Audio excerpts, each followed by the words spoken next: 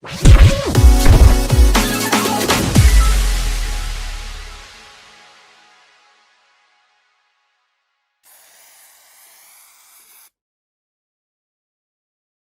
you so much for coming out this morning to the fourth of 5 sessions that we've had here. Welcome to NHIT at Vive. Just by show of hands, how many of you have been to at least one of our other 3 sessions that we've had so far? Wow, that's most of you. How many of you have thought it's been worthwhile? It's been good? All right, fantastic. That's what we like to see. Well, today we've got another amazing series for you today. We've talked about the federal perspective, partnerships. Today we got doers. We got a whole series of people that are actually doing good work, proving that it's possible to get something done in this difficult area. Again, just for those of you don't know, that I am Chris Gibbons, the Interim Executive Director of the National Health IT Collaborative for the Underserved. Our CEO, Luis Belen, couldn't be here today, but we both want to welcome you. NHIT is probably one of the premier organizations advocating and working for the engagement of underserved populations in all of health IT, in the design, development, deployment, utilization, that we've been working for 15 years. This is our 15th anniversary. So if you'll see a QR code up here, and throughout the day, please scan that, fill in your information. It will link you to us. You don't want to miss some of the things that we have coming up, not only at this session, but out throughout the rest of the year. We got some events with the White House. We've got legislative summit, business roundtables. We got a lot, and a gala for our 15th anniversary. That's just a few. So register with us. You'll be among the first to know. With that, I'm going to turn it over to MJ, one of our board members, and he'll tell you about our first panel. Good morning. Good morning, everybody. Thank you for joining us. Can you hear me? This thing on? All right. So thank you for joining us. As Dr. Gibbons said, this is one of a series of events that we've got throughout Vive. We've been doing this a number of times over the past year. I am proud to be a board director with NHIT, and some of my co-directors are here. A new board has been formed, and there will be announcements coming regarding that, but we've decided to take this all to the next level with representation from DocuSign, where I work my day job as the VP and head of industry strategy. But we've also got representation from global leaders on the board, including AWS, McKinsey, Salesforce, just to name a few. But for today, what we're going to do, as Chris said, is we're going to focus on the doers. We're going to have a rapid series of moderated panel sessions or fireside chats, some with slides, some with demos, and some just conversation. But the goal is to show you equity in action as opposed to equity in action, right? In action, activated. We want to give you tangible outcomes, examples of how technology can be leveraged to actually improve outcomes, improve and equalize outcomes across the healthcare ecosystem. So, like I said, a series of fireside chats. I will not prolong this any longer. Let's go to the next slide, because the very first speaker that we're going to have come up is KP with Startup Health. He'll be joined with Jessica Thurmond from Athelo Health. And let's give them a round of applause so we can get this started. I don't want to belabor this at all. So KP and Jessica, please come on up, share your story. And you'll be hearing from myself and many of the others throughout the rest of the session. But pleasure to have you. Great. Thank you so guys. much. Yep. Yeah. Good morning, everybody. How are we all doing? We all right?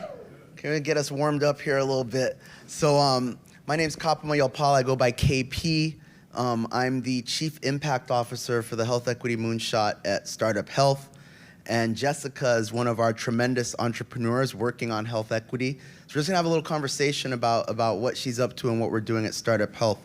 I'll be very brief, but in leading this health equity initiative, our focus is on, well, let's say 3 things. So one, I want to emphasize that when an organization goes on its journey to work on health equity, there's internal work that has to be done as an organization to make sure that everyone understands what we're doing and why. We know how we think about and define health equity as an organization. We kind of take stock of where we are in terms of how our entrepreneurs are doing, the challenges that they're facing. So that's one part of what we're doing. But you know, what might be more intuitive is, you know, a company that works on health equity issues really is looking to reduce disparities, to make whatever innovation they develop more accessible. And I like to say that in my view, every company that's in the digital health space really should be doing health equity. Because what solution would one design that's solving a big problem that's not supporting everybody, right? So we're trying to think intentionally about how we support entrepreneurs on that journey. And so I'm really pleased to have Jessica with us to share a bit of her work. So I like to start with our why. So before we get into what Athelo Health does and why you founded that company, tell us more about your journey and why you're in this work in terms of health equity. Yeah, happy to. Thank you so much, KP, and thanks everyone for being here. So my name is Jessica Thurmond. I'm actually based out of Nashville, Tennessee. It kind of starts in a variety of places, but for me, it starts in the late 90s. My mom was diagnosed with breast cancer. She found the lump herself. Went to the doctor. Of course, she's in her 30s, so you typically don't do mammograms. My mom also came from an underrepresented background. My mom we're a proud descendant of the Wapton Oyeate Sioux tribe out of South Dakota. I'm first generation for college and grad school in my family. And at the time that she found her lump, she didn't have a lot of education or a lot of access to resources. Unfortunately, during that whole process, she passed less than a year later in 1999. So for me, that, really pivotal experience, but I kind of want to talk more about my experience actually, because I feel like it's easy when we talk about other people's experience versus our own lived experience. So fast forward a little bit, and in early adulthood, I spent over 10 years working at or below the poverty level. I was eligible for Medicaid, but I didn't know how to get Medicaid. I didn't know how to file. I didn't know what to do. I didn't have a lot of access to technology. So my access to healthcare was through the health department. And if you don't know what that's like, it means going to the health department and spending 7 or 8 hours taking your day off, hoping that you'll get seen by someone. And during that time, it turns out I had a variety of things, but I had polycystic ovarian syndrome. And it took 7 years for me to get a diagnosis of PCOS. And it wasn't until I moved here and had access to insurance for the first time that I was really able to figure out what was happening. And so I've been very fortunate since then. I've worked over 10 years in the pharmaceutical industry and cancer care, and that has been kind of the journey that's brought me to founding Athelo.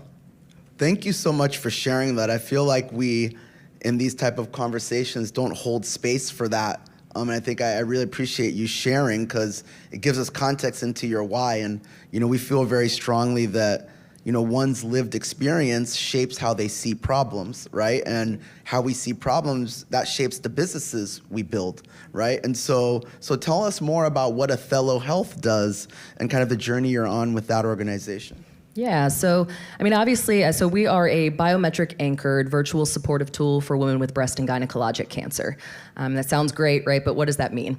So we work with digital biomarkers, different wearable devices to be able to help patients understand what's happening in their body during treatment and remission. And then we take that information to be able to do more with remote patient monitoring, adverse event reporting, because we know 57% of side effects are missed in between visits. We also know, having worked for over a decade in the drug development industry, we do not compare men and women in clinical trials ever. And I think it's no surprise to anyone in this room that we also have really underrepresented populations that have been missed in the majority of the clinical trials that we face. And so, unfortunately, we know that women are at a significantly higher risk of side effects for not only chemotherapy, but targeted therapies and immunotherapies. And we're talking grade 3 events, which means hospitalizations. This is not just a stomach ache. And so we take that to help educate patients. One of our big pillars we're founded on is health literacy. We do a terrible job in the medical field to make our information accessible to patients in ways that they can understand, especially when you're talking about people who may not have high degrees of education. And then the third pillar that we're focused on is peer and community connection, because so many patients may not have access to communities where they can ask questions. And it's not just having the community around you. It's the fact that you may not be able to take off work. You may be juggling kids at the same time. You may have, you just can't afford. For me, I was working 5 jobs at the time that I was having to take a day off. I was homeless for over a year when I was 19 as a result of a hurricane. And to take that time off meant that I might not eat. And there was no guarantee that I was going to see someone. And what's crazy to me is after all this time, this is 25 years since I lost my mom, and the patient experience hasn't moved forward that much. It hasn't gotten that much better. And after years of trying to innovate from within the corporate sector, I realized that train was not moving as quickly as I needed it to move. And I think that it takes people who are willing to say, especially people from disadvantaged backgrounds, I worked very hard to get to a position in a corporate job that I was stable, that I had a good income, that I felt secure, because everyone needs that security. But then to walk away from that when you have been programmed to survive and make sure that you're stable is really hard. And I think we need more of that, and we need to support more people who are willing to take those experiences and step outside of that corporate sector.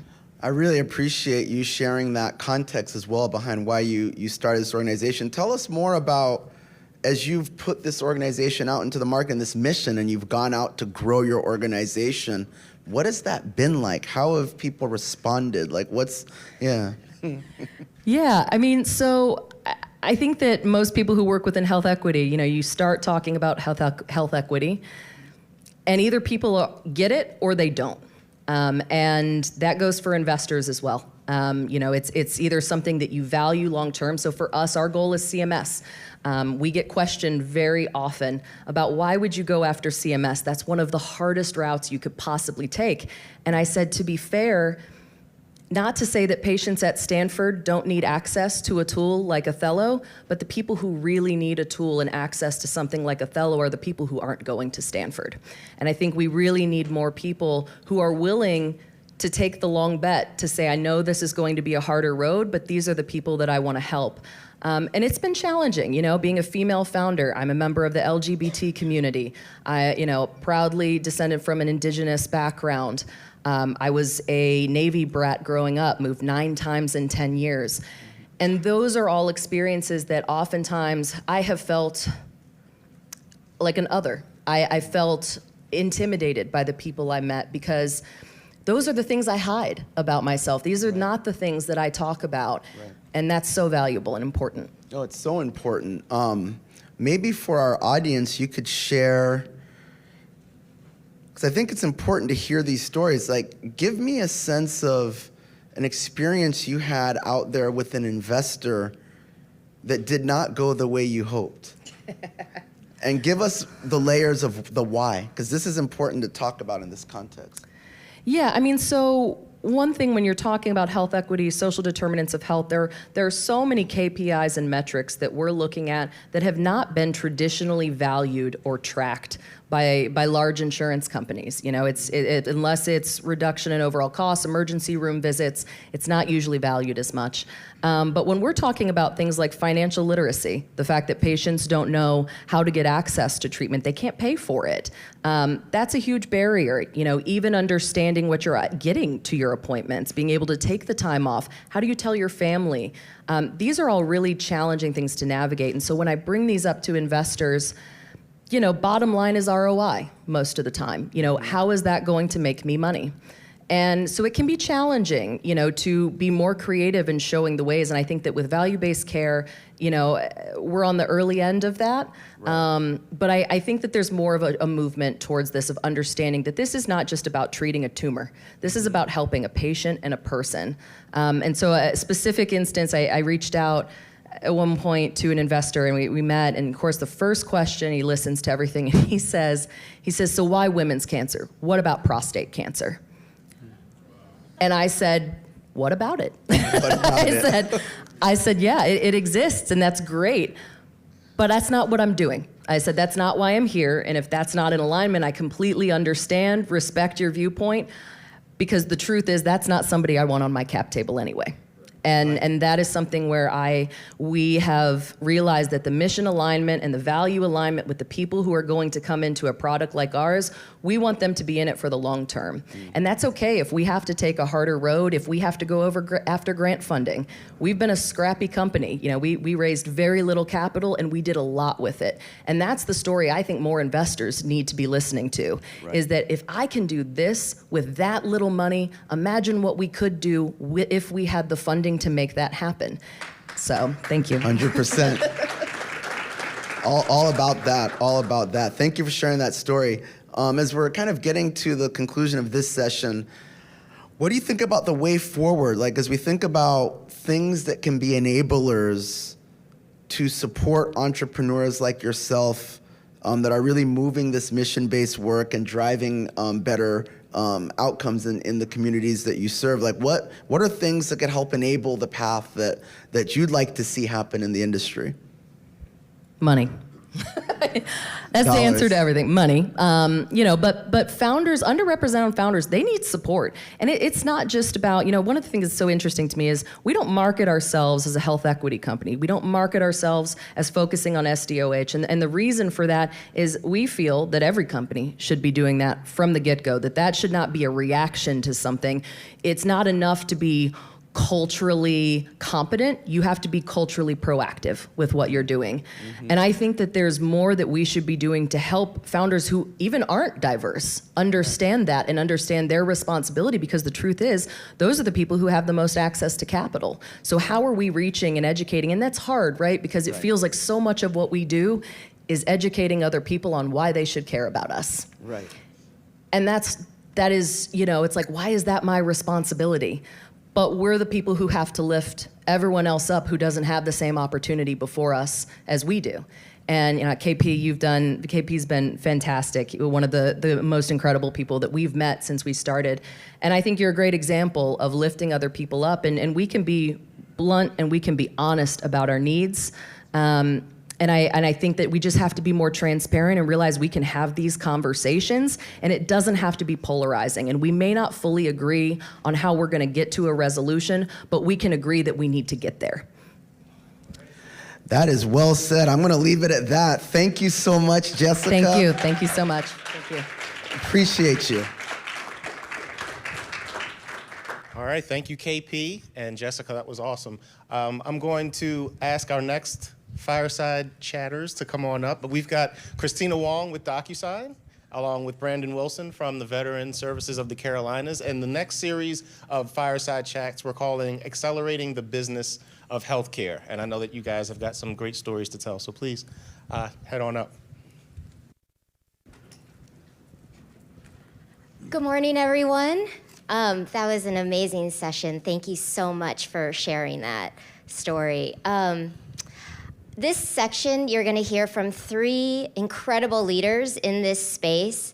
They all have put action at the center of what they do. We're here to talk about accelerating the business of healthcare, but having health equity at the center. My name is Christina Wong, and I work with MJ at DocuSign. Just brief intro about myself. I have worked in the industry of healthcare, environment, and technology for around 20 years. I started actually my passion in doing social causes in high school by being inspired by Dr. Jane Goodall. And she really talks about how, we have an obligation to be able to speak for those that can't speak for themselves. And I think that's why a lot of us are here in this room today. It's what drove me to start in nonprofits, supporting affordable housing and environmental land use, to working in the state legislature on healthcare policy, moving to working at a medical device company at Johnson & Johnson, and a mission-based startup then before I landed at DocuSign. And I think, Brandon Wilson here has lived these values of speaking for those who can't speak for themselves. So Brandon is the managing director of Veteran Services of the Carolinas. He's the chief chair of the Department of Veteran Affairs, and advisory committee for the homeless veterans. So, Brandon, I really want to hear from you about what drove you to work for this organization and that passion for veterans. Thank you, Christina, and good morning. I think we're morning or afternoon morning right here. I'm on North Carolina time, guys, so bear with me. No, I think it's a lot like Jessica said. It's your personal experiences of what got you where you were. And, I served in the Marine Corps, did multiple deployments to Iraq, come home, saw a lot of my fellow soldiers, Marines and sailors, they really struggle with that transition, a lot of which ended up becoming homeless. And that to me was unacceptable during my time, and as well as during my own transition of struggling with mental health. And so I was fortunate to fall into a career path where I was a service officer at the county level and really found my passion and drive in order to make bigger change. And I've been really blessed, much like Jessica has, to be given opportunities to scale and build capacity. I worked at the state level for a long time, running Veterans Affairs in North Carolina, and ultimately led to a nonprofit to be more home with my family, which I like better because my left and right lateral limits of being able to operate are a lot wider than within the federal regulations and federal guidelines. And so I like to say that I have a broader breadth of impact now. Yes, that's also why I left the government as well. Can you talk to us a little bit about what your center does and why the people in this room can see that what you're doing is applicable to them? So we provide social needs. We don't do anything on the healthcare side. So we have a lot of programs that we get from VA, Department of Labor, and DHHS that provide wraparound services such as housing, employment, peer support services, outreach, suicide prevention. We do all these other wraparound services for not just our veterans, but also their family members. It's really treating the holistic approach to care. There's a lot of programs for veterans, and the Veterans Administration does a remarkable job of supporting veterans in the healthcare realm. But we all know, and I said this yesterday, health happens outside of healthcare. And so being able to integrate them back into community and be able to provide these wraparound services in a family environment is really what we're trying to get at to improve the overall health, to reduce homelessness, to reduce suicide amongst that population. Right. I mean, we could really see the veterans as kind of a microcosm of what we're dealing with all of these different marginalized groups or vulnerable populations. Typically, when you hear health equity, I know initially you might think of race or gender, very typical demographics, but I think what you're highlighting here is that we need to think about all of these other groups that maybe we don't think about when it comes to mind. So I would love for you to just kind of talk about how veterans themselves is why we should focus on them as a group. Well, I think veterans are people, right? Like they're people too. We always tend to put them in a corner and say you're different.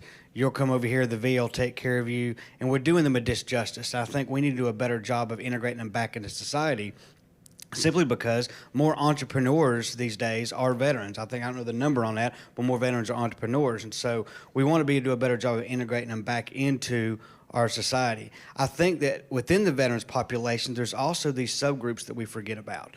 In last year's homeless report from the National Alliance to End Homelessness, we know that disproportionately African Americans are more likely to become homeless than any other subgroup of population amongst our veterans. Why? Why is that? And so part of what we're doing is how we leverage technology. And I don't know, we use the Unitas technology in North Carolina has really scaled through Medicaid expansion last week. Yay, everybody give a round of applause for Medicaid expansion in North Carolina. But by using that technology, we're now able to dial in at a community-wide and a statewide level to have a better understanding of these subgroups and create a better space for health equity instead of being so siloed out as we historically have been. That is exactly where I was headed. So the National Alliance to End Homelessness, which is a really incredible think tank, did their 2022 State of Homelessness report, and 70% of homeless people are men. Even though Black people represent 13% of our overall population, they represent 39% of the homeless population. That's incredibly disproportionate. And yet over half of them are with family with children. So here you are using technology to really identify these people in need and know where to focus and segment your efforts. Can you tell the audience how you were able to leverage this technology? I mean, this really is putting a solution in action, and please tell us more. Yeah, and Jessica, you'll love to hear this because you said something about being proactive, right? And so Unite Us worked with Carrot Health to build this, I don't like to say predictive analytics because that scares everybody to death, right? But it is a very upstream proactive approach to care. So they have built this algorithm that spits out what they call a social needs score. This algorithm is built by traditional claims data. It's built by traditional consumer data, which we all have heard, and insurance companies have been using, healthcare systems have been using for a long time. But they're also using some proprietary geospatial blending, which shows how close do you live to a Burger King versus a Whole Foods. When was the last time you went to your doctor? It also is using a very unique piece of social media. We all understand that Facebook, TikTok, Instagram all can tell something about somebody's health in that social driver, social determinant health region. So all this data gets put into a social needs score. And if I spit out a social needs score on Jessica, because I'm going to pick on her because she did so great a while ago, and her score is a 54. The average score in North Carolina is a 24, which means she has a higher risk, a higher propensity to be unhealthy, but also may have a higher propensity to become homeless, a higher propensity to be unemployed, a higher propensity to have substance use issues. So it's a very predictive model. What we've done is we've took that information and we were making cold calls. We're knocking on their doors. We're using peer support. We're using complementary programs to reach out to these individuals to say, hey, we're here. Now, we've been met with some very unique responses to that, obviously. But we're figuring this out. We're in the month 8 of this pilot, and we've got some really, really big wins. The idea behind it is if we can help you with transportation and food, then you're not going to be homeless. And that, to your point, ROI on that at a state level or a federal level is cost effectiveness. It costs $33,000 a year in North Carolina for somebody to be homeless on the street. If we can prevent that from happening, what is that economic impact on that moving forward? And so it's a proactive approach to care to try to prevent these other things that are a little bit more costly, and it's harder to get somebody out of the ditch as it is to just keep them on the road. Proactiveness is a theme I'm hearing here. Another interesting fact about this report is that while homelessness in general has worsened in our country, the veterans trend, the amount of veterans that are homeless has remained flat. And I know in this industry, flat isn't something to celebrate, but in this case, I do think it is an accomplishment. And Brandon, I would love to hear how technology and your organization has somewhat contributed to this success, not sort of. Well, I think a lot of that has to do with the VA's initiatives, right? The VA had an initiative last year to house 38,000 veterans who were homeless. And the VA's mission was to do that with community, not in a silo, but with community. And so we were able to accomplish that mission. This year, the Secretary is again saying we're going to do another 38,000 this year to prevent homelessness. And so I think the way technology is sort of tying into what some of that looks like is the predictive models. But there's also other technology companies out there outside of what I'm biased because I like Unite Us, but Salesforce, one of our great partners, we use Tableau Dashboard. This is a product that Brandon, your team in the back, I'm going to give him a shout out there, looking down at his phone there. We're able to use this data to track co-occurring needs real in time. We're able to use models like this, like the SNS scores that we're doing. And we've been doing this now for 6 or 7 years. So by doing those things, we're able to get way ahead of the approach, and we're able to flatten this out. In addition to that, and not to go down a mental health hole, we've seen a decline in suicides amongst veterans during the same time. So we are seeing a correlation there, and data really lets us know that. Right. And, you know, here we are. These veterans have served for our country. They've made significant sacrifices. Then they come out to be hit with very much of a safety net. It's very, you know, disturbing that we aren't providing more for them. And so my understanding is you've also used technology to help them connect them to services to be able to help them get the help that they need quicker. And so what was the technology that you used to be able to help them and meet this need? Well, it's two-pronged, and we talked about it earlier. I think with a lot of organizations, when they scale and they're building infrastructure, have to have the ability to move a little bit with a little bit more agility and move with a little bit better efficacy in which they do the work. We adopted DocuSign as an example of that. We adopted DocuSign 5 years ago when we were a $750,000 a year nonprofit. That saved us $170,000 a year by just going to DocuSign, by saving paper, ink, and more importantly, man hours, which allowed us to put more people in the field providing direct services. So we were able to scale by using DocuSign, and then you leverage other coordination center platforms or other technologies, EHRs, to be able to do the same thing. And so that's sort of how we got to where we are now. Well, it's really interesting. I mean, what's really a theme here is technology. I myself, when I worked at a nonprofit, I was doing work on a 10-year-old computer that would constantly break down, and the best response I got was, go buy a new cord. So I really would love to have you help the audience in why did you prioritize technology? How do we make the case that it is worth investing in technology when so often nonprofits or those with tight margins don't see technology as the cost saver that you're mentioning here? I think it's you have to be in the space, this digital age that we're in. You have to lean into the opportunities that exist. Some aren't going to work out so well, some are, but I think we need to lean into this space with digital, with technology, to be able to scale and build infrastructure. And I think yesterday, Anish was on the panel discussion here with me yesterday, and really made a good comment of like, now's the time. We don't have to wait on the feds to dictate to us. We're creating that landscape, and if we can get together and do this, we're pulling the feds and the state leaders along with us as we create what we need to have this thing to look like. And so I think as leaders in this space, as providers, as direct services like you do, Jessica, we're actually more leaders in this space than we give ourselves credit for, because we're pulling them along with us, and we need to keep pulling them along with us. I'm really glad that you started mentioning regulatory here.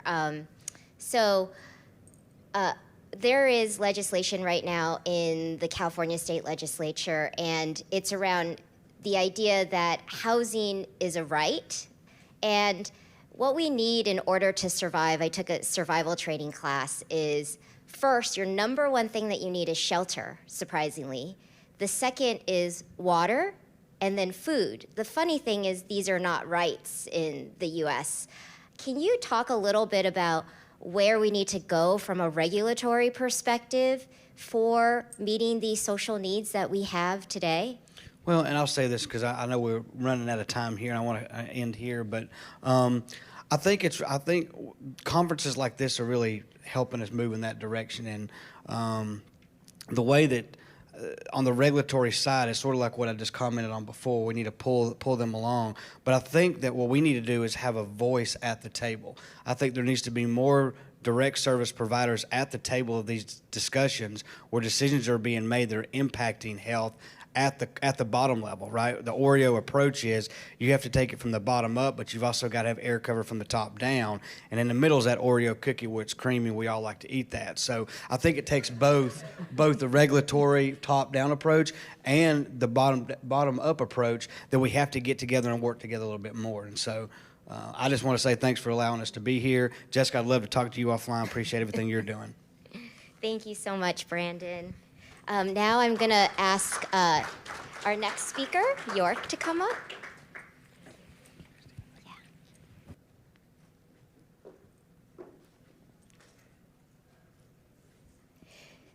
So as we're transitioning, I'm really excited for this section because we've talked a lot about data, about being data rich but insights poor.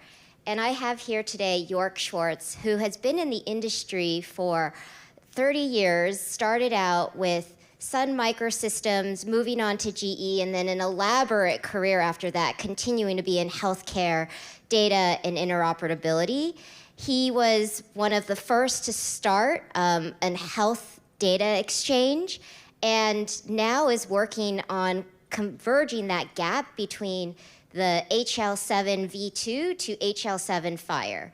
So we here have somebody who could really talk about data and bringing insights here. So York, thank you so much for joining us today. Thank you for having me. Yeah, do you mind telling the audience a little bit about what Infor Cloverleaf does and its impact that it has in connecting these data silos?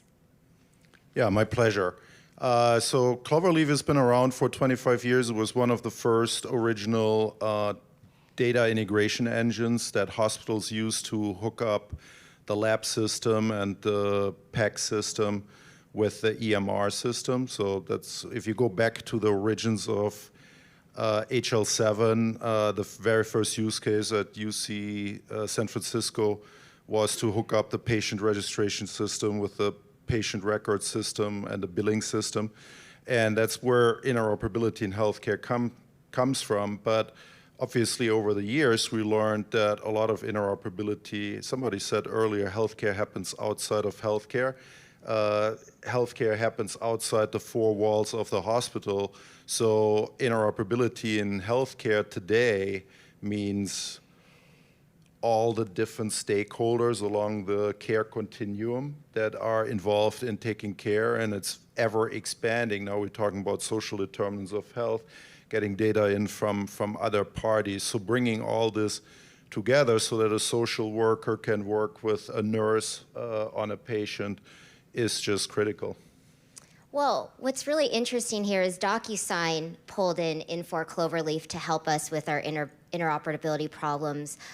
We were initially unable to connect to the EHR, and as you know, that is really critical when you're trying to move data and attain patient data to make a difference. I really would love to hear more about this powerful technology and how it actually breaks those silos, because to me, when I heard that this could truly get us connected to the EHR, I was like really skeptical, but it is reality. And so I think people here in the room would love to know, how can we use technologies like this to really help move this data? Because that was a theme that we've had today in this room, is around data lives in different areas, but we can't connect it. Yeah, I don't want to geek out and go into the technology but so much, but just to put it into context, what does the technology really mean for you if you want to accomplish something? The HL7 V2 standard that has been around for a long time was devised in the 80s, and it's a broadcast standard. So it broadcasts lab results out, and you have to catch them and forward them. When you said that we are working on the new standard FHIR, what does it really mean for you? What it means is, if you want to build something that patients can access with a mobile phone where they can pull data or supply data in an interactive way, you cannot do that with HL7 V2, which is what our healthcare systems run on. So what we have to do is literally build a bridge between these modern technologies that use web services and responsive workflows, APIs, et cetera, and the existing infrastructure. And that's really what we're trying to do, is build that bridge, because we cannot rip and replace the current infrastructure. We have to make the current infrastructure work with what we need for the modern workflows. Well, you're talking here about these new entities and not breaking things. I really would love to hear about, are there other people in the room that are missing, other partners that we're not thinking about? Because we've been talking about this for a while. Who else is missing? Who else needs to come to the table? Yeah, let me give you two examples. We built already a technology demonstrator to integrate, for example, rideshare services in discharge and admission workflows. Imagine, and funny enough, Medicare would pay for this. So imagine when you have an elderly person, a person who lives at home, doesn't have transportation, discharged from the hospital, and you can essentially build the rideshare service into the discharge workflow so that the person gets their ride home. And if he has a follow-up visit after 2 weeks, they get basically somebody to come and pick them up, bring them to the hospital. The Uber app gets the data that they need, and they send back the bill, so the hospital can bill Medicare or Medicaid for this. So that's a type of integration that we can enable, and that I would like to see more.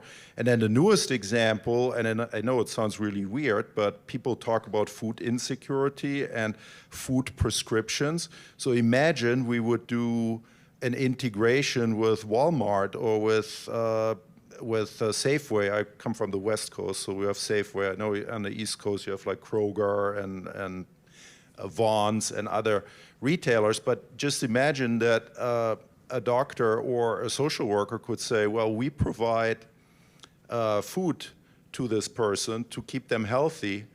And lo and behold, yesterday I had a conversation with somebody, and they said, oh, we're doing that.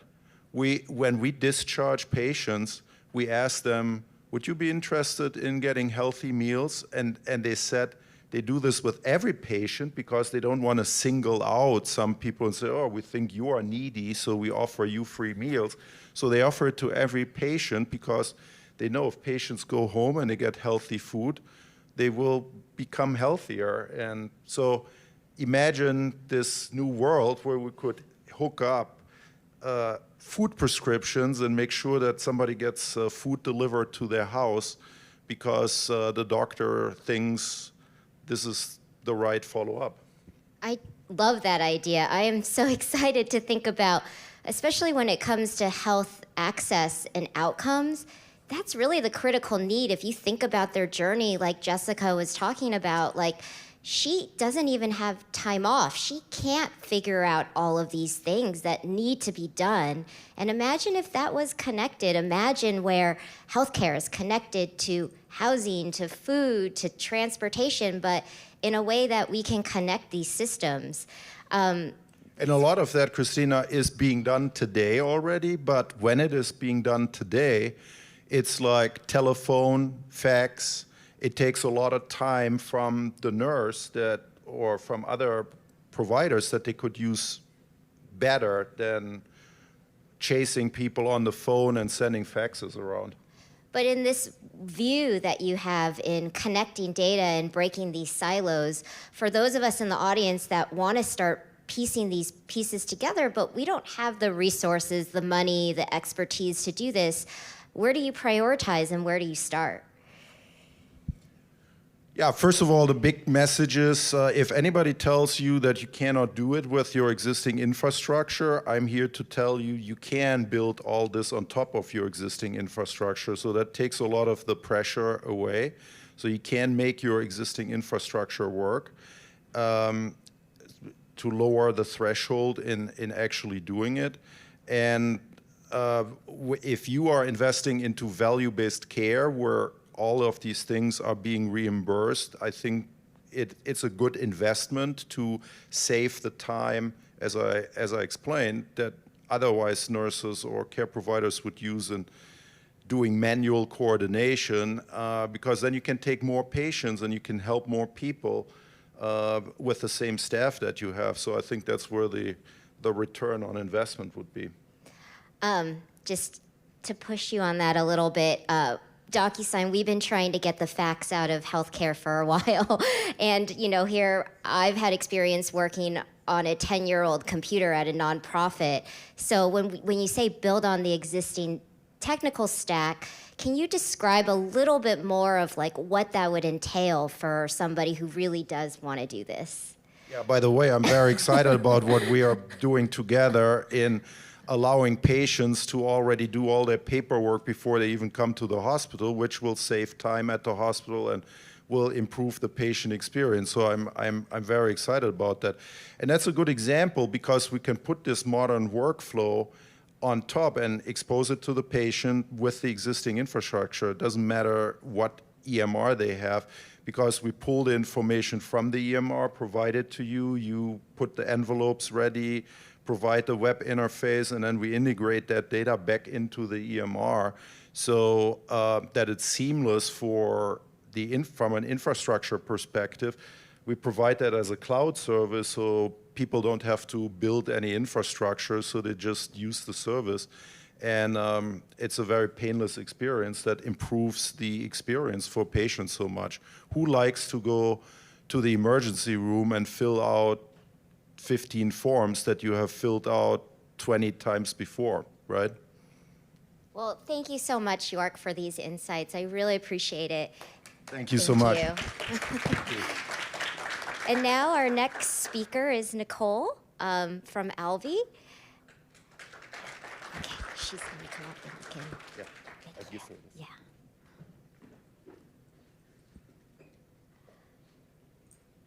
So, as I transition here, just to introduce this section, this is a really exciting section again because this is about innovation showcase. This is our section. And what Nicole here has built along with her partners here is truly innovation. We're showcasing it here with a demo. And so before we launch in, just a little brief background on Nicole.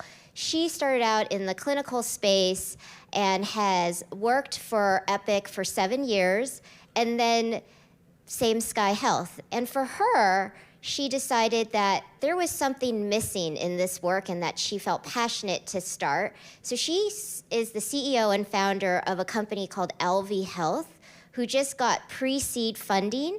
And so I want to congratulate you, Nicole, for this. And can you tell us a little bit more about that gap that you saw and why you started Alvi? Yeah, sounds good. Thank you, Christina.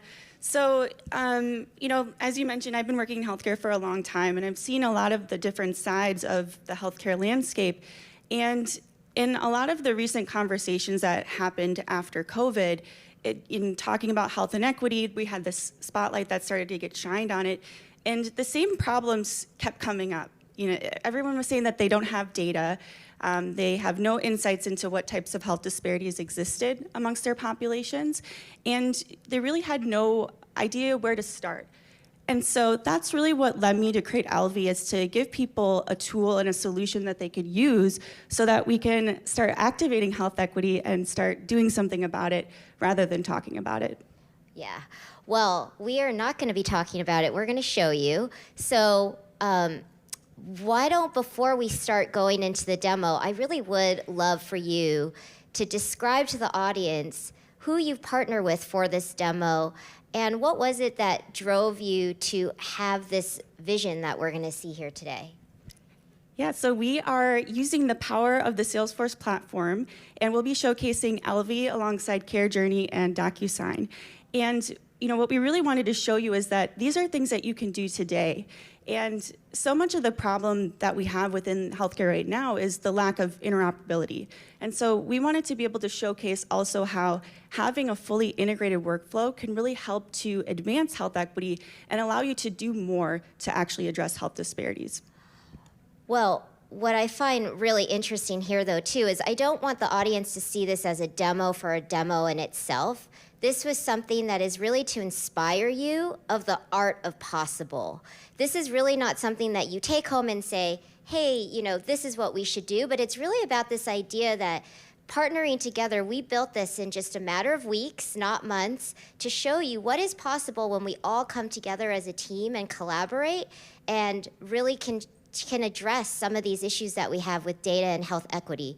So we have here our wizards. So I know, Chris, you're the unicorn, but we have wizards here, Joe Mercado and Peter Ivaz, and they will be helping us run through this demo here. So Nicole, can you help show us how this is addressing health equity and the disparities we see here? Yeah, so you can see here we've got on the screen Salesforce, and we're logged in, and we're going to be taking you through a journey where, we're a care coordinator, and we're going to be reaching out to a person who we've identified as potentially being high risk. So let's open up that chart.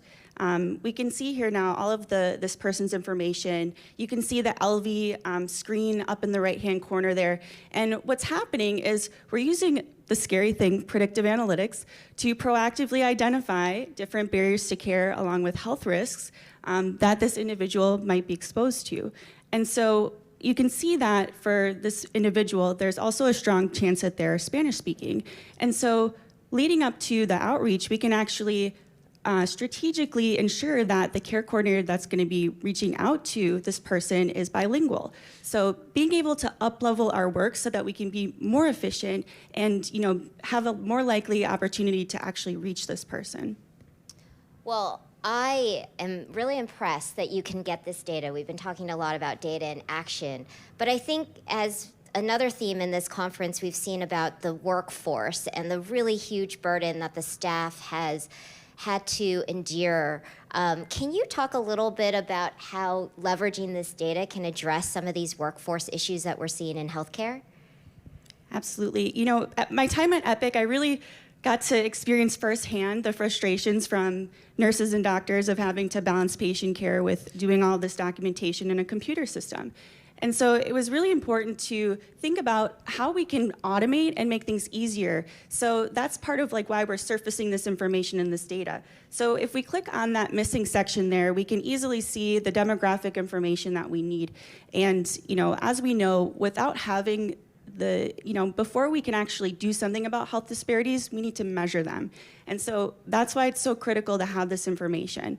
But also, let's leverage technology to make our workflows more efficient and do more.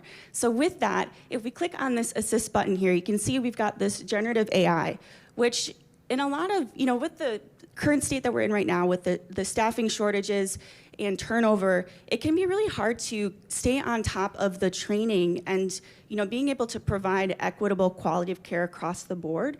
And so utilizing tools like this can ensure that everyone receives the same standard of care and that people are interacting with individuals in a respectful way that also makes it easier for them to get the information that they need. So just so the audience can track here. So first, we're thinking about this from a care coordinator perspective. So from a care coordinator perspective, they log in, they contact this woman here, and then they're looking at the data and they see that she has some possible barriers that are SDOH type of pieces and information here. And then this helps them be able to use AI to really figure out how you can help them on the phone. Is that kind of what we've been seeing right now? Yeah, and when we talk about AI and machine learning, especially as it relates to health equity, historically there's been a lot of trauma and it's been poorly executed. But the thing to keep in mind is that there's so much opportunity for us to leverage this technology to do more. And we always talk about, as humans, we're biased, and technology can be the form of ultimate unbiasedness. Is that a word? But if we think about behavior change and waiting for people to change their perceptions or your attitudes and the bias that they are delivering in a care setting, it can take decades. But this is a way for us to really ensure that quality of care is being maintained across the board, but also using it in a way that helps automate and make workflows more efficient so that we can spend more time with the patient again. All of the technology, all of our documentation takes us away, and so by utilizing tools and technology like this, we can actually spend more time with them and give them the attention that they deserve.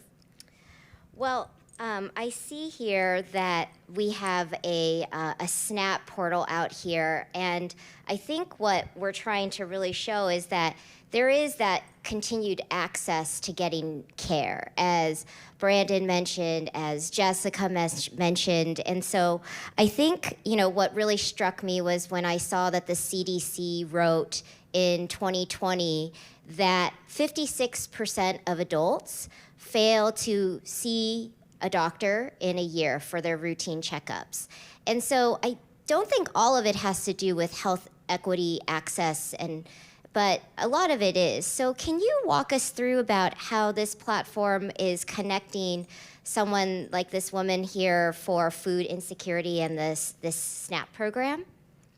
Yeah, so now that we've identified this possible barrier, and once we confirm that it actually is an issue for this person, we can click on that assist button again, and this is going to provide us with actionable next steps. So we can be proactively taking action and getting this person help so that we can address the problem. So it's giving us this step-by-step, and really that's going to help us ensure that we're getting them the help that they need. So from here, we know that we need to assign them a PCP. We can provide them with food pantry resources. So we can go ahead and get them a PCP from that care journey link. So now we're showing Care Journey and how it's connected into Salesforce and LV. And I think what's really neat here is that the care coordinator, can do this all on the phone. I also saw here that there was AI. And, I think when we're talking about these issues around health equity, trust is a very, very significant point here of what's driving some of this inequity. There's a lot of distrust that stems from roots of experimentation on enslaved women that started the OBGYN industry. And I really would love to hear about how you're able to build trust by using these type of platforms, showing them this care journey and connecting them to providers and being able to get those insights around their backgrounds. Yeah, so I think with all of this, it's also about anticipating this person's needs. And one of the ultimate forms of health equity is customized care. So treating each individual person as a human being and really catering to their specific needs can be an easy way to build trust, because they feel like they're being heard, that we're thinking about them and what's best for them. Great. So now here, after they get connected to a PCP and it gets added to their profile, what's kind of next in this step that you have here? So I'm actually going to turn it over to Joe to talk a little bit more about this particular step in the care journey workflow. Awesome. Thanks, Nicole. So with access to over 300 million claims data, Care Journey ranks every physician across both cost and quality. We've long talked about just getting access to a PCP or a provider, right? But the difference here is that we're actually going to rank everybody. So why not change the topic from getting access to anybody to getting access to the providers with the best care possible? So with the click of a button, we'll look for a patient or a provider that treats diabetic patients. It's much easier to do with 2 hands.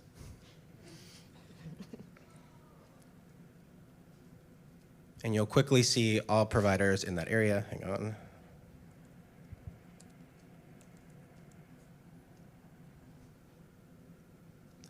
Ranked by cost and quality. So this is everybody in the United States in the Miami-Dade County who treats patients with type 2 diabetes. So with here, you can see top in terms of cost and quality, and we're ranking that area. And so you can look at this and find the PCP that is available and closest to the actual provider. So from here, we'll add that to the record, but for the sake of the demo, I'm gonna turn it back to the SNAP form. All right, so from here, we're gonna update the status that we're referring this person to resources, and also set a reminder so that we can follow up with them in a couple of weeks to ensure that they're able to get access to some of the food pantries. But now we also want to make sure that we can help them long term. So let's go ahead and fill out the SNAP enrollment form. Hi, everybody. Peter Eves from DocuSign. So at DocuSign, we believe that the agreements are going to play a critical role in catalyzing that patient care. So if those forms aren't completed, then our downstream processes can't start. So using DocuSign, we can help Mary Olga enroll in SNAP easily, efficiently, and accessibly. So with the click of the button or a change of a status, we can initiate the enrollment form to send. We're going to look at email delivery here and SMS delivery for our prepare assessment. An electronic delivery is critical for our food insecure patients since they're less likely to have access to printers, scanners, fax. And if they do, introducing those barriers has a tangible impact on our completion rates and successful enrollments ultimately. So by offering multimodal delivery, we can greatly improve those completion rates. And then we also have forms of data validation that we saw, so I can't enter letters where numbers should be.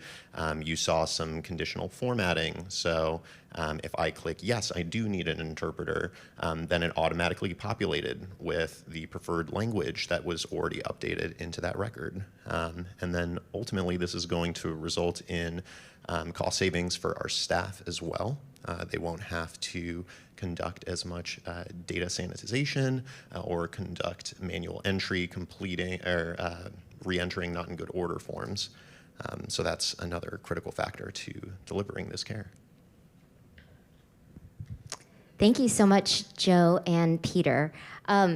So this is really incredible. Again, this was built in a couple weeks to show you the art of possible, and this is very flexible because it's built on a platform in which it all communicates together. In this case, it's Salesforce, but it can be other platforms that you're using. As York was saying, we want to build on existing things that you've had. So Nicole, here, this is really about what a provider can do to help somebody in need and really getting them to the services that they need based off of some of these attributes that we're really not usually looking at. So my understanding is that there's actually a way to kind of draw this up and get like broader look at a broader population. Can you tell us a little bit more of that piece? Yeah, so let's hop over to the health equity dashboard. So from here, we can see population level insights. So, with the demo, we were looking at more of the person level where we can have that customized, real-time, activated help and assistance. But we also need to have the ability to see things from a bigger picture view so that we can help to inform different strategies or resource allocation for an organization and anticipate needs. But knowing that, we also need to have a way to be able to demonstrate how we're actually making progress, how we're having an impact is really crucially important. So having metrics so that we can easily and intuitively track it and manage it over time is key. Yeah, I find this just so incredibly helpful. I mean, one thing that comes to mind when I saw this demo was when I was working with a customer of ours, Hospice Savannah. And they are a hospice organization in Savannah, Georgia, and they deal with people who are at their end of life. And they talked about how some of these things that are seemingly very minor, like paper or just knowing their needs by knowing that they're food insecure or diabetic, getting them connected to SNAP services with paper or being able to get them to their provider. These are all things that usually in the healthcare system take a lot of time. And in the hospice industry, there is no time. And they talked about how just spending those just critical few minutes or hours that they have with a loved one should not be about running to FedEx to go fax a form to allow the aunt to talk to their loved one for their last moments. And so when we're thinking about these people in needs, it doesn't have to be as dire as someone at the end of life, but it is someone who needs food. It is someone who's struggling to get their needs, and it's not an ultimate priority. And so I really want to commend Nicole and the team here on what they're doing to address these issues. And this isn't easy. I mean, I looked up how much VC funding there is in healthcare, and there's 19, according to the National VC Association, significant association for all the VCs, $19.4 billion is the amount of money that is invested in healthcare, which is about 17% of the total amount of VC funds. And yet Nicole informed me that 2% or less are for those that are women. And you have to give a round of applause that these women are choosing a very difficult industry under extreme amount of adversity in achieving funding. And I think, I would just love to hear if you have any last words for this audience around the art of possible and overcoming some of these challenges you've had. Thank you. You know, it's not easy, and for the other women founders in the audience, I think we can all agree that it's not an easy process.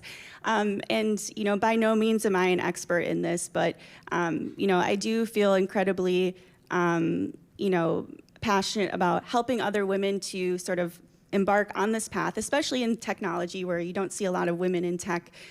So always happy to interface with anyone in the audience who is interested in sort of learning more about how to, you know, actually become a founder and what that looks like.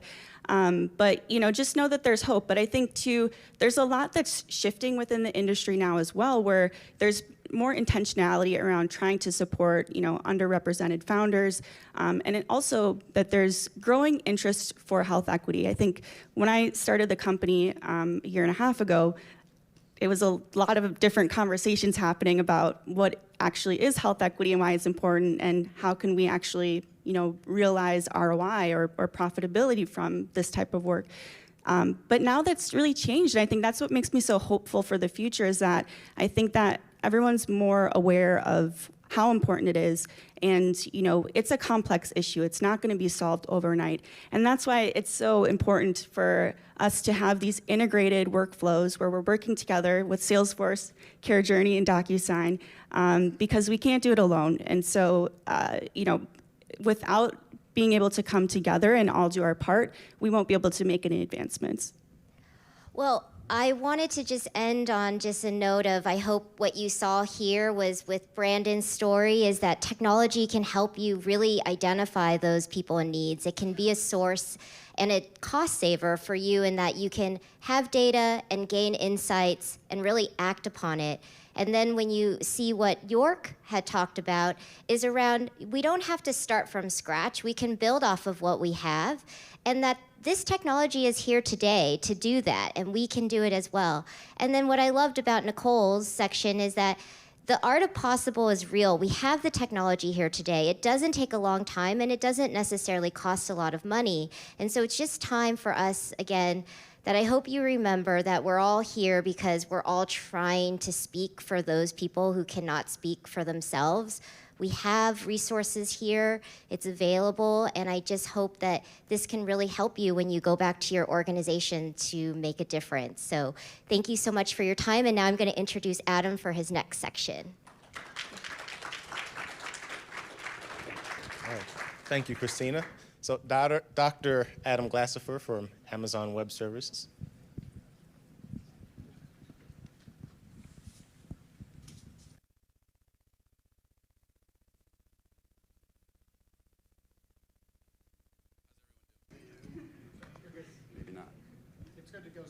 It's on? There we go. Oh, that's very aggressive. But, well, thanks everyone for coming for the NHIT Health Equity session here, Innovation Showcase. How's everybody doing? Good, all right, there we go. Try to get a little interaction here. So, very excited to be joined here with Abner Mason, who's the founder, CEO of Same Sky Health. I'd like to kick it off and give a little bit of an intro just real quickly on myself, my background, and really what our team does, and then how we really got connected with Abner and Same Sky, which I think is really relevant to the conversation here. So Adam Glassifer, I'm the Global Head of Healthcare for Public Sector, Venture Capital, and Startups at AWS. Essentially lead a team that we work globally to drive the adoption of healthcare startups with nonprofit providers, academic med centers, state, local government, and federal health agencies. My background, former Chief Innovation Officer, Associate CMIO, and former recovering pediatric emergency medicine doc. So, and our team runs and owns the AWS Healthcare Accelerator Program.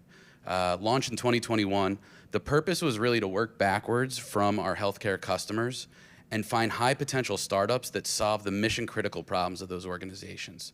So in order to do that, we go and talk to them almost a year in advance to figure out where are these pockets that they need help with.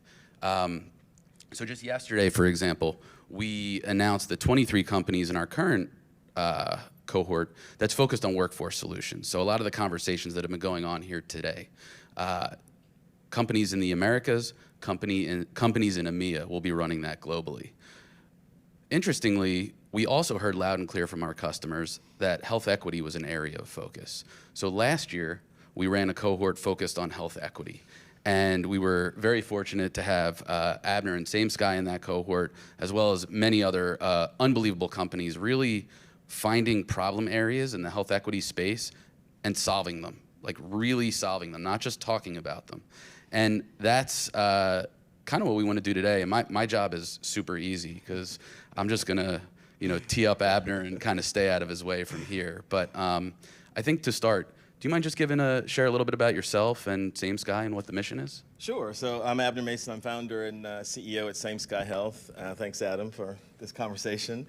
And by way of background, I started with consulting with Bain & Company and then got into state government in Massachusetts. I was chief policy advisor for a couple governors.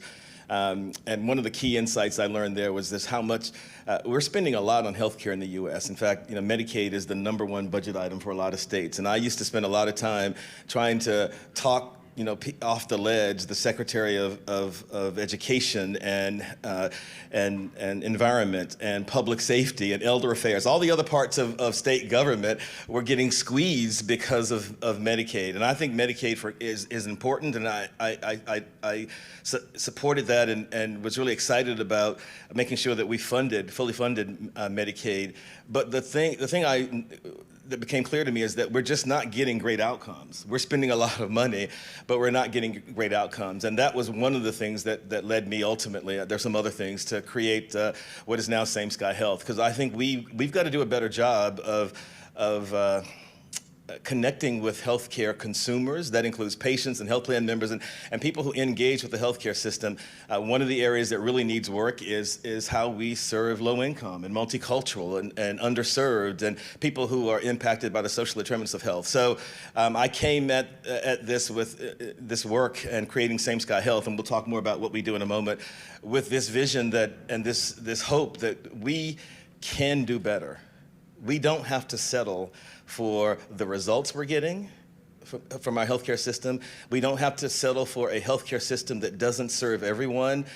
We can do better. And I'm feeling energized in this room because I feel at home here. I see a whole lot of friends, people who share this view that we don't have to accept what we're getting, and that policy is beginning to turn in our direction, and we'll talk more about that. But also technology. Technology is a powerful tool that we can use to improve health outcomes and to address health equity. But as Nicole said, and I couldn't be more proud of her. She used to work for Same Sky Health, so I'm super excited that what she's doing. As she noted, we can't do it alone, and we need the leaders in technology to lean into this. And that's why I'm so pleased at what you're doing, Adam, your leadership at AWS. You're an example of a technology company. You guys could just go about doing your business and making money, but you're not. You're saying, hey, we have something to add here. We have a role to play, and you're playing it. And so I just am grateful for what you are doing, for what AWS is doing, the other companies who presented, because we need everybody to lean in here if we're going to make progress. Well, I really appreciate that, and knowing you a little bit, I know that you have friends pretty much everywhere, so I can't imagine that you're surprised to see some friends in the audience here. One thing you talked about, which always resonates, sadly, you're right. In the U.S., one of the things that we excel at is spending a lot of money and not having the outcomes to back it up. So ambitious undertaking, but we can make dents in that. I'd like to go back and connect the dots a little bit on the healthcare accelerator. So what the healthcare accelerator is, it's a 4+ week program where we pull in somewhat more mature companies in the sense they've got a validated solution, some paying customers and some revenue, so that we know that they can come in and solve problems for customers because they've done it before and people have paid them to do it. And one of the things we do, we do tech enablement, we pull in lots of partners. What are some of the things that both yourself and Same Sky found to be helpful from that, especially as I don't know, how long ago was Health? It seems like forever. Maybe like 4 months ago, yeah. we ended with a demo day on the impact stage at Health, where all of the startups kind of shared their learnings and gave pitches. I think there are 4 areas that we found really valuable from the AWS Health Equity Accelerator. One was just having a chance to meet the other companies and to get to know them. You vetted and found some incredible people from all across the country, people we didn't know. I thought I knew everybody in the space, but I didn't. And so that was a really valuable thing because we can learn from each other, and we need to support each other. This is hard work. As earlier speaker said, this is not for the faint-hearted. If we're going to improve a healthcare system that hasn't had a lot of improvement when it comes to health equity, we're going to have to learn from each other and lean on each other and support each other. And so I think that was one. Two, we at Same Sky Health, we really believe that artificial intelligence and machine learning are an important part of our solution today, but should be an even more important part of our solution. We on our team don't have the kind of expertise that AWS has in those areas. And so being able to spend time with the solution architects on both your artificial intelligence team and your machine learning teams really has helped us in significant ways to improve our own product, our own thinking, and our own strategy around how we build next. So that's the second thing, access to those teams. The third is there was some particular technologies that we were interested in that you guys had a deep expertise in. One was Alexa. We are a patient and member engagement solution. We reach out to members on behalf of health plans. And so we do that now, and I'll talk more about this through text messaging, but we know that we needed a voice channel. And so being able to work with your Alexa healthcare team, I mean, this is like these people are the best in the world in the sense at what they do and their experience. Being able to spend time with those folks and to help, they helped us to understand, and to better figure out how we could create a voice channel that would help us to engage with members, in particular using Alexa. That was one of the third specific ways that was really, really helpful. And then the fourth and final is that you were able to introduce us to a lot of industry players, let's face it, potential customers. And we're not going to grow our businesses if we don't get clients who will pay us. We have to generate revenue. And so having exposure to those industry leaders, potential clients who specifically helped us around positioning our companies, positioning our solution. How do we make sure that what we're building, we're talking about ROI in a way that will convince those folks to contract with us? So those are four specific examples. It was really great for us. So I encourage anyone, the next time they have an accelerator, you should definitely apply for it if you're an early stage company. Yeah, thank you for all that. And I will call out, you're being somewhat humble. We get hundreds of applicants for these accelerators. So it is highly competitive, the companies that come in. And I appreciate your comment, and it's good to hear that you found everything so beneficial. And it points out, it takes a village. I mean, we pull in lots of different resources. Amanda Goltz is here. I got to call her out, who actually led the program. Many of you heard her talk yesterday. And I think what we try to do, and similar, is find great people and just try and stay out of their way so that they can, execute and get the job done. Similarly, I think we all know in this room, it takes a village to make progress in the health equity space. Where are the big areas of focus that Same Sky is really just lasered in on right now and in the kind of coming time period?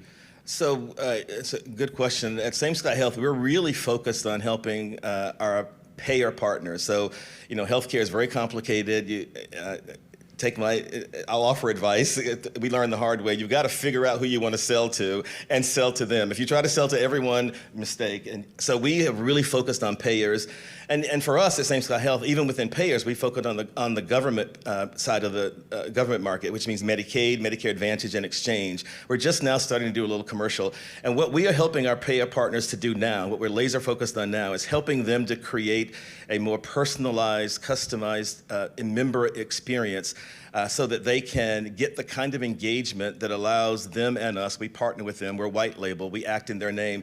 We can navigate that member into healthcare at the right time and the right place so that we can prevent gaps in care, so that we can close gaps in care when they happen. And in particular, from the health equity perspective, a lot of the work we're doing now is around helping our health plan partners. You won't be surprised by this, but a lot of people are, to collect race, ethnicity, and language data about their members, to collect sexual orientation and gender identity data about their members, to collect social determinants of health data about their members. You would think that a health plan, I love health plans, so I'm not being critical. I'm just, there are clients, we love them, but they have struggled to understand these things about their members. And when you don't understand these things, a person's race, their ethnicity, their preferred language, their sexual orientation, or if they have food in the refrigerator, you cannot have a deep, trusted relationship with them that leads to trust and allows you to navigate them into healthcare at the right time in the right place. And the good news is health plans are beginning, not just beginning, but they are really realizing this, and they are saying we need to know these things about our members. And all the good news, regulators have stepped in and at the federal level and at the state level and said, health plans, you have to do this work. You have to understand these things about your members so that you can begin to not only navigate them appropriately, but so that you can understand where the disparities are. We're not going to reduce disparities, which is a key problem for our healthcare system, particularly disparities across race and ethnicity and language, and also rural, urban, and high income, low income. There are all these disparities. We're not going to make a dent if we can't measure what works and what doesn't work. And the only way we're going to be able to measure is we're going to have to collect data that allows us to stratify populations and see how we're doing. And sometimes we're going to be disappointed, because and I know there are huge disparities. But the beginning of the path to improving our healthcare system is getting realistic about where we are, and that means collecting this kind of information and at scale. And that's what we do at Same Sky Health. We built a technology platform that allows us to engage members at scale, whether it's 10,000 or 10 million. We can create a more individualized relationship. We call it a care journey with that member that's based on who they are. We ask them questions. We use a lot of data, public data, private data, claims data, and ultimately we're able to create an N-of-1 journey for each health plan member. And when you treat people like who they are matters, which is the opposite of treating everybody the same, which is kind of what healthcare does too much. When you treat people like who they are matters, you will build trust. You will get engagement. You will get people to tell you, I'm not coming to that appointment because I can't leave my other kids alone because the guy I live with, I don't trust him. Or I don't have food in the refrigerator, and so I'm not concerned about a diabetes, an A1C screening. I'm concerned about how I'm gonna feed my kids tonight. We can help people with those kind of things, but we've got to build trust so they'll tell us. We've got to do it at scale so it's cost effective, and then we've got to be able to connect them to solutions that can help them in their life, and that means customization. It means treating every person like they are precious, like they have value, and that who they are and what they face matters. And the beautiful thing here is that we can do that. We can do it at scale. We have the technology. We can actually treat people like who they are matters. We're just not doing it enough. And that's what we're trying to do at Same Sky Health. I told you all I have a very easy job today. Nothing I could possibly add to augment that. But what I will say is that's what I love about Same Sky, is especially as we enter into this era where personalized medicine is becoming so top of mind, we can't leave groups behind. Like, we already have existing disparities, so I really love the work that you all are doing and the focus.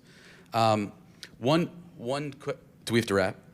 We have to wrap, okay. Well, I want to thank everyone. Abner, always a pleasure, appreciate it. And thanks everyone for coming to the event, and enjoy the rest of the conference. All right, thank you both. Dr. Adam. Thanks. So Adam, for those who don't know, he's thank you, Abner. He's a colleague, friend, and a fellow board member for NHIT.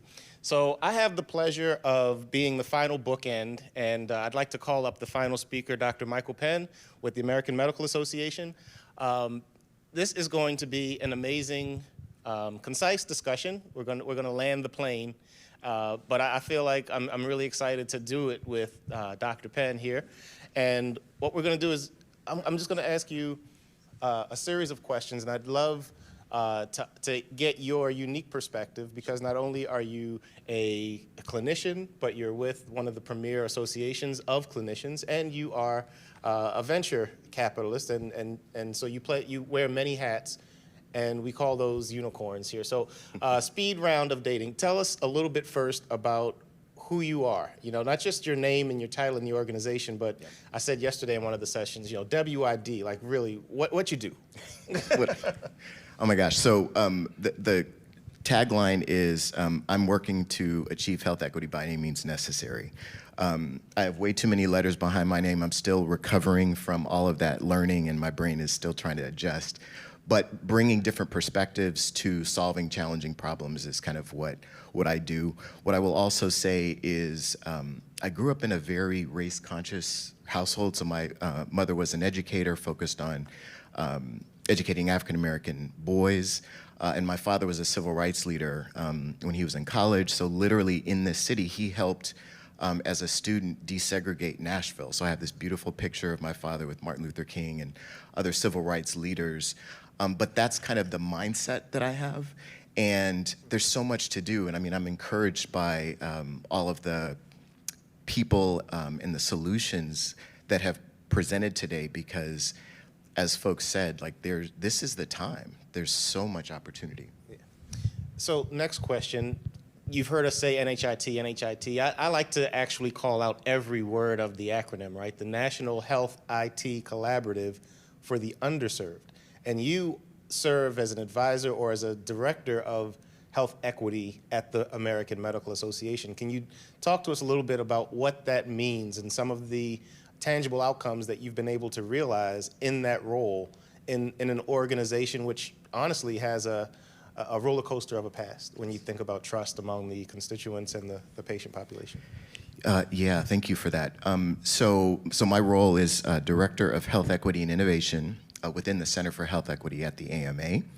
And it is bringing that lens of justice essentially to solution development. So the AMA, and so I'm relatively new to this role. I joined in last November, I think. But prior to that, I served as a consultant and an external advisor. And so we convened a group of about 15 external advisors, different folks that have experience within the realm of health equity, investing, startup companies, Abner's on our advisory board. And it's about how do we leverage that collective expertise and the platform of the American Medical Association to articulate what we stand for. And so the outcome of that was an effort called Inful Health. And there are principles that we have put together that guide equitable technology solution development. And beyond that, we also have, because one of the things that we keep hearing from developers is, tell me what to do. I don't know where to start. And so there's a toolkit that was developed in large part by my colleague Chris in combination or in collaboration with the advisory group, but also many industry experts. And so it gives you kind of the 10 actions that solution developers can take to get started on this journey. All right, and so what's next? What does success look like on this journey from your seat at representing the organization, but again, through your unique set of lenses from investor to clinician to advisor? What does success look like? So I think success looks like getting this toolkit in the hands of every healthcare accelerator in the country. I think it involves connecting the dots for capital allocators. So one of the things that we did, so we partnered with the American Hospital Association. This has sort of been my health equity ventures hat. And I basically made the case that health equity equals diverse healthcare fund managers.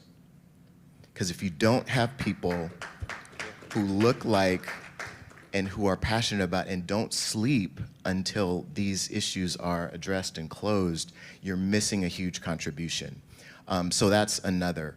And at the end of the day, I think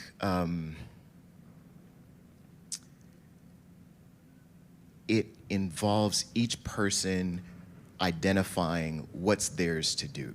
So, right, there's a lot of things that we can do. Healthcare is huge, but we all have a sphere of influence.